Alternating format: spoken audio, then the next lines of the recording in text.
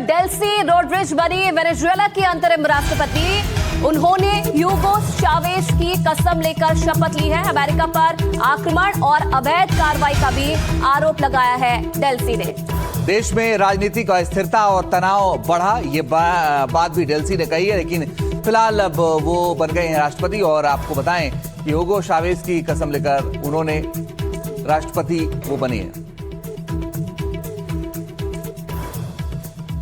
Donald Trump की leadership में जो हो रहा है, जो किया जा रहा है, जिस तरह से देशों की सरकारें गिराई जा रही हैं, उस पर कई देश सवाल खड़े कर रहे हैं। पर इन सवालों से घिरने के बावजूद डोनाल्ड ट्रंप ने यह कह दिया कि उनके टारगेट पर कई और भी मुल्क है, और इस बार उन्होंने उस देश के इलाके पर कब्जा करने की बात कही जो अमेरिका का साथी रहा है, अब भी है और नाटो का मेंबर भी है।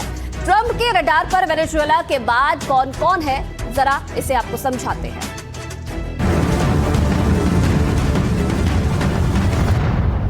निकोलस मादुरो को सत्ता से हटाने के बाद, उन्हें गिरफ्तार करने के बाद बीते कुछ दिनों से डोनाल्ड ट्रंप को लेकर ये शब्द ट्रेंड हो रहे हैं। और ये ट्रेंड बनता भी है, क्योंकि जो शख्स युद्ध रुकवाने को लेकर शांति के गीत गा रहा था, उसने शांति नाम के पकौड़ों को वेनेजुएला के तेल वाले भंडार में फ्राई कर दिया है।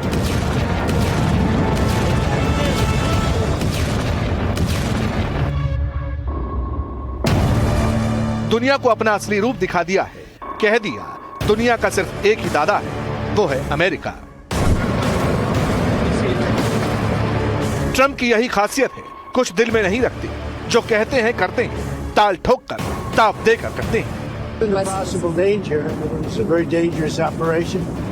It was amazing that we had a few injured, but all are in good shape right now. But I knew there was great danger. He got off a helicopter. The helicopters were being shot at. They got on the ground. They were amazing talent and tremendous patriotism, bravery. The next question is who's in charge of Venezuela right now? Have you spoken to the newly sworn in president there, Rodriguez? And what are your thoughts on the entire situation? We said the U.S. would run Venezuela. We're dealing with the people. We're dealing with the people that just got sworn in. अभी Venezuela में operation absolute resolve के चर्चे चल ही रहे हैं कि Trump साहब ने एक और तुर्रा छोड़ दिया, कह दिया कि अब ग्रीनलैंड की बारी है। We need Greenland from the standpoint of national security, and Denmark is not going to be able to do it, I can tell you. Greenland को लेकर ट्रंप का सपना क्या है, ये क्या बला है, ये भी समझाएंगे। लेकिन वेनेजुएला में ट्रंप ने ऑपरेशन क्यों किया, राष्ट्रपति मादुरो को जंजीरों में कैद क्यों किया, ये तो आप जानते ही होंगे। दरअसल बात ड्रग्स और कैदियों के खिलाफ कार्रवाई की नहीं थी, असली खेल तो तेल के भंडार को लेकर था। वेनेजुएला के पास दुनिया का सबसे हाई क्वालिटी का तेल का भंडार है। ये तेल बाजार में चढ़ता तो ट्रंप का डॉलर गोते लगाता, ऐसा ना हो इसीलिए ट्रंप ने कहा शांति गई तेल ले, अब ताबड़तोड़ एक्शन होगा। एक्शन हुआ भी, लेकिन अब फिर कह रहे हैं अगर कार्यवाहक सरकार ने बात नहीं मानी तो ध्यान रखना, ये मिसाइलें काराकास में दोबारा तबाही मचा सकती हैं। ये ग्रीनलैंड ट्रंप की जिद क्यों है, इसे 3 पॉइंट्स में समझ लीजिए। नंबर 1, ग्रीनलैंड पर अमेरिका का कब्जा होगा तो रेयर अर्थ मेटल्स में अमेरिका आगे बढ़ेगा।